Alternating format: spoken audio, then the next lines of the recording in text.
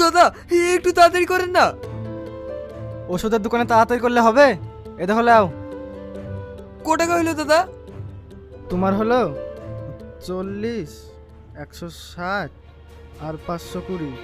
তোমার টোটাল হলো 720 টাকা। আমার কাছে 700 টাকা আছে, এতে হবে না?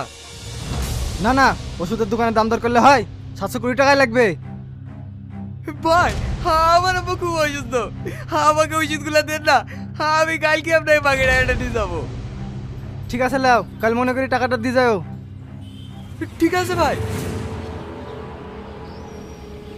আমার কাছে তো ভাড়ার টাকাটাও নয়, এখন আমি তাড়াতাড়ি বাড়ি ফিরে যাবো। ভাই আমার কাছে টাকা নাই, আমাকে একটু বাড়িতে নামিয়ে দিয়ে এসো না, বাড়িতে গিয়ে তোমাকে টাকাটা দিয়ে দেবো। টাকা নাই তো টুকটুকিতে চড়তে এসছি কেন? হেঁটে বাড়ি যা।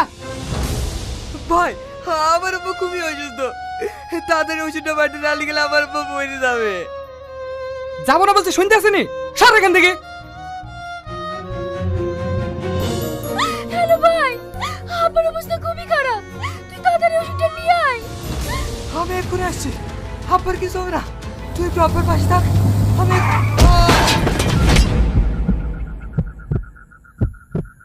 ভাই কি হলো ভাই? তুই কথা বলছিস নাকি রে? ভাই ভাই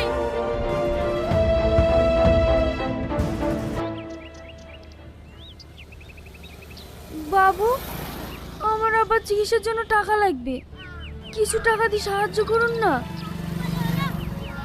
দাদা আমাকে কিছু টাকা দিন না, আমার আবার চিকিৎসা করতে হবে। বাবার চিকিৎসা করবি?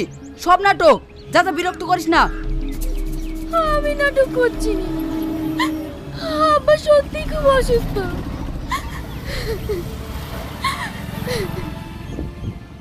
এই 10 টাকা দিতে, না সারাদিন কানে করে ঘাড়া ঘাড়া করবে।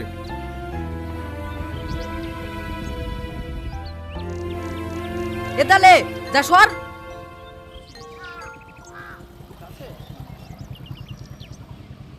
বাবু কিছু টাকা দিন না, আব্বু খুবই অসুস্থ। কি টাকা লাগবে? তোর মতো সুন্দরী মেয়ের আবার টাকার অভাব? আমরা খুব গরিব, আব্বার চিকিৎসার জন্য অনেক টাকা লাগবে। তোমার যত টাকা লাগবে আমি দেবো, চলো আমার সাথে। না না, আমি যাব না, আমার হাতটা ছাড়েন। এ হাত তো ছাড়ার জন্য ধরিনি সোনা।